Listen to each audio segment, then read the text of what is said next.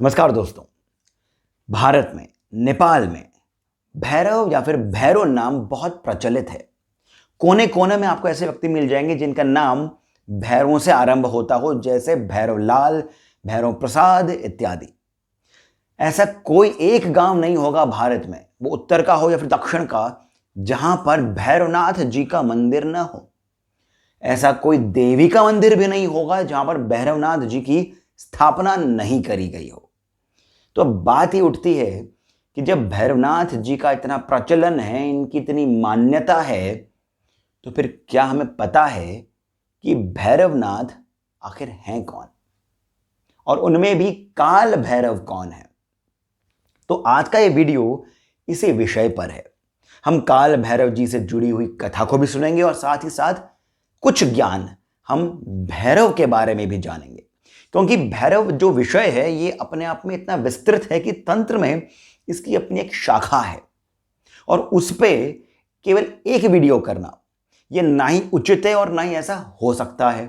इसी कारण इस वीडियो के बाद में मैं कुछ और वीडियो करूंगा जो कि भैरव और भैरव तंत्र के बारे में होगी, जो कि इनके बारे में आपको विस्तृत जानकारी, विस्तृत ज्ञान, इनकी साधना से जुड़ी हुई भी कई सारी बातें प्रदान करेगी। पर आज का ये वीडियो हम आरंभ करते हैं काल भैरव की कथा से। इस कथा का आरंभ होता है मेरू पर्वत से, जिस पर ब्रह्मदेव विराजमान थे। एक बार उनसे मिलने कुछ ब्राह्मण आए और हाथ जोड़कर उनसे प्रार्थना करने लगे कि हे प्रभु, कृपया हमें बताएं कि परब्रह्म कौन है। अब इस पर ब्रह्मदेव तनिक मुस्कुराए, थोड़ा सा पीछे हुए और शांत भाव से उन ब्राह्मणों से कहने लगे कि हे ब्राह्मणों, केवल इतना समझ लीजिए कि मैं ही परब्रह्म हूं। मैंने ही ये संपूर्ण सृष्टि रची है। इसका जनक मैं हूं, इसका विधाता भी मैं ही हूं। अब जब ब्रह्मदेव ऐसा आख्यान, ऐसी बातें अपने बारे में कह रहे थे, तभी वहां से नारायण का ही एक रूप क्रतु भ्रमण करते हुए जा रहे थे। उन्होंने जब ब्रह्मदेव को ऐसा कहते हुए सुना तो उन्हें क्रोध आ गया। वो तुरंत पहुंच गए ब्रह्मदेव के पास और उनसे कहने लगे कि हे ब्रह्मदेव, कृपया करके इस प्रकार की बातें नहीं करें। इस बात को तो आप जैसा ज्ञानी भी समझेगा कि परब्रह्म तो केवल नारायण है। पर ब्रह्मदेव कहां मानने वाले थे?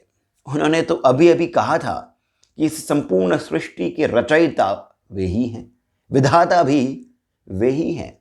तो उन दोनों में अब वाद विवाद आरंभ हो गया। बहस छिड़ गई कि कौन परब्रह्म है। अब दोनों में वाद विवाद इतना बढ़ गया कि इस बात का समाधान इन दोनों के बीच से तो नहीं निकलने वाला था। यानी कि किसी तीसरे का हस्तक्षेप बहुत आवश्यक था। किसी तीसरे के पास जाकर ही समाधान इस बात का निकल सकता था। तो ये दोनों पहुंच गए चारों वेदों के पास। अब चारों वेदों के पास पहुंचकर ब्रह्मदेव ने सबसे पहले प्रश्न किया ऋग्वेद से। उन्होंने ऋग्वेद से पूछा कि हे ऋक, कृपया बताएं कि परब्रह्म कौन है, मैं या क्रतु? इस पर ऋग्वेद ने तुरंत ही उत्तर दिया कि केवल रुद्र ही परब्रह्म है। परंतु ब्रह्मदेव कहां मानने वाले थे? वो आगे बढ़े। अब उन्होंने प्रश्न किया यजुर्वेद से, जिस पर यजुर्वेद ने भी यही कहा कि केवल शिव ही परब्रह्म है। आगे सामवेद ने भी यही कहा कि केवल त्र्यंबक ही परब्रह्म है, और अंत में अथर्ववेद ने भी कहा कि केवल शंकर ही परब्रह्म है। परंतु ब्रह्मदेव कहां मानने वाले थे? अब वो आगे बढ़े और पहुंचे प्रणव के पास। प्रणव यानी ओम। और फिर प्रणव से भी वही प्रश्न किया कि बताएं कि परब्रह्म कौन है। इस पर प्रणव ने भी कहा कि केवल भगवान शिव ही परब्रह्म है। दोस्तों, जैसे मैंने आपको पहले भी बताया कि पुराणों की जो कथाएं हैं वो केवल कॉस्मिक लेवल पर ही नहीं है, वो साइकोलॉजिकल लेवल पर भी हैं। तो जैसा हमें कभी संशय हो सकता है, कोई डाउट हो सकता है भगवान को लेकर के, इस सृष्टि को लेकर के, तो हम किस ओर अपना मुख करेंगे? हम कहाँ पर समाधान ढूंढेंगे? हम समाधान ढूंढेंगे श्रुतियों में, यानी वेदों में।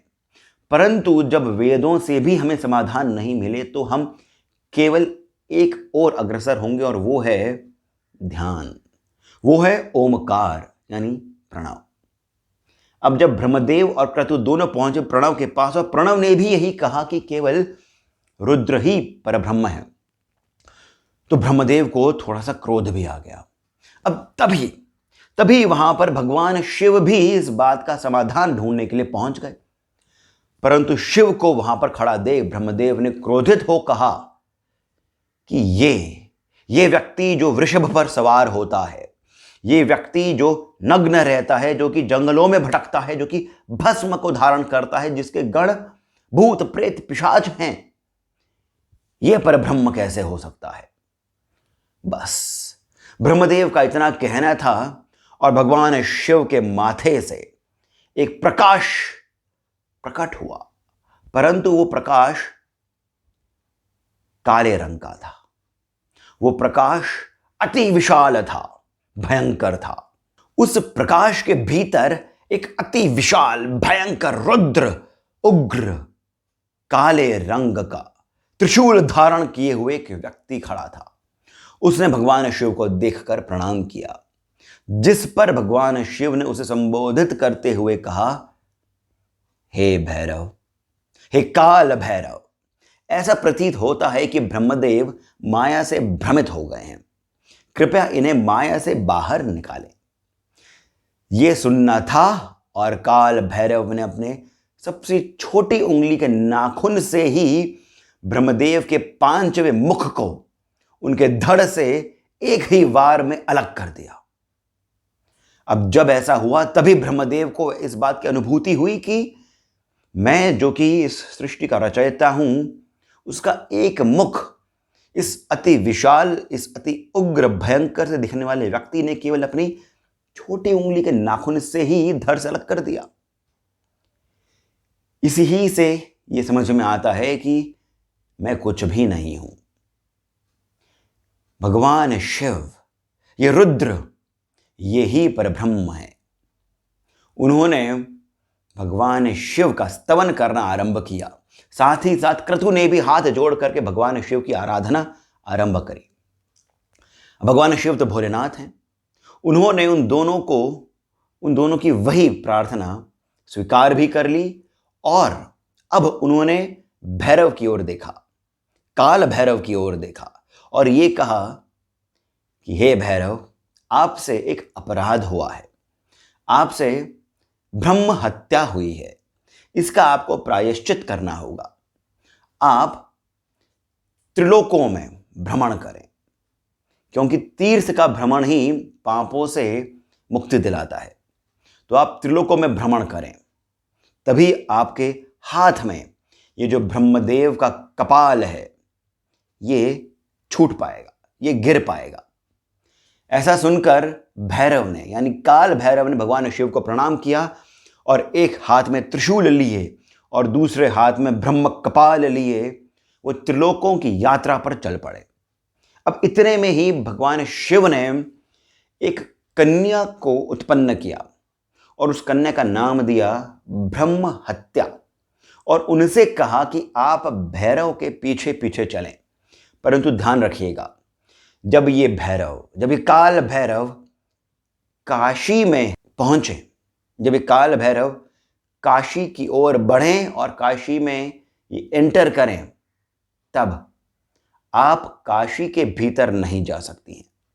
काशी के भीतर आपका प्रवेश वर्जित है। अब भैरव चल पड़े आगे, और उनके पीछे पीछे चल पड़ी ब्रह्म हत्या। सभी लोगों का भ्रमण करते हुए भैरव पहुंचे अब विष्णु लोक। अब जब काल भैरव पहुंचे विष्णु लोक, तो भगवान विष्णु ने उन्हें आया देख प्रणाम किया, और उनसे प्रश्न किया कि आपके हाथ में एक कपाल क्यों है। इस पर काल भैरव ने सारा वृतांत कह सुनाया। अब जब भगवान विष्णु ने यह सुना कि काल भैरव ने त्रिलोकों की यात्रा कर ली है, फिर भी उनके हाथ में कपाल अभी भी है, तो भगवान विष्णु ने काल भैरव से कहा कि हे काल भैरव, आपको काशी की ओर अग्रसर होना चाहिए। अब आपको काशी का दर्शन करना चाहिए, क्योंकि केवल काशी में ही सभी प्रकार के दुखों का नाश होता है। केवल काशी में ही सभी प्रकार के पापों का प्रायश्चित होता है। जो परम शांति है वो केवल काशी में ही है। तो कृपया करके आप काशी की ओर अग्रसर हों, काशी की ओर मुख करें। मैं भी आपके पीछे पीछे वहीं चलता हूं। जैसा भगवान विष्णु ने कहा था, काल भैरव ने वैसा ही किया। वो पहुंच गए काशी, और जैसे ही वो काशी पहुंचे, उनके हाथ से वो कपाल अपने आप ही पृथ्वी पर गिर गया। यानी कि काशी पहुंचते ही काल भैरव ब्रह्म हत्या से भी मुक्त हो गए, क्योंकि ब्रह्म हत्या, वो कन्या जो भगवान शिव ने उत्पन्न करी थी, वो काशी के द्वार पर ही रुकी रही। वो भीतर प्रवेश नहीं कर पाई और भगवान शिव का नाम लेते हुए अंतर्धान हो गई। अब जब काल भैरव के हाथ से वो कपाल गिर गया, तो काल भैरव अति प्रसन्न हुए और वो नृत्य करने लगे। उनको नृत्य करते देख सभी प्रकार के गंधर्व, सभी अप्सराएं, देव, स्वयं भगवान विष्णु, ये सभी काशी में पहुंचकर नृत्य करने लगे। और फिर दोस्तों, काल भैरव ने ये निर्णय लिया कि मैं अब सदैव के लिए काशी में ही विराजमान रहूंगा। और इस प्रकार काल भैरव स्वयं काशी के कोतवाल हो गए। कोतवाल यानी इंस्पेक्टर हो गए, जो काशी का ध्यान रखते हैं। वो काशी के द्वार पर खड़े रहते हैं और काशी की और काशी वासियों की रक्षा करते हैं। इसलिए कहा जाता है कि काशी में स्वयं भगवान शिव हैं, काशी में भगवान विष्णु भी हैं, और काशी में कालों के काल काल भैरव भी हैं।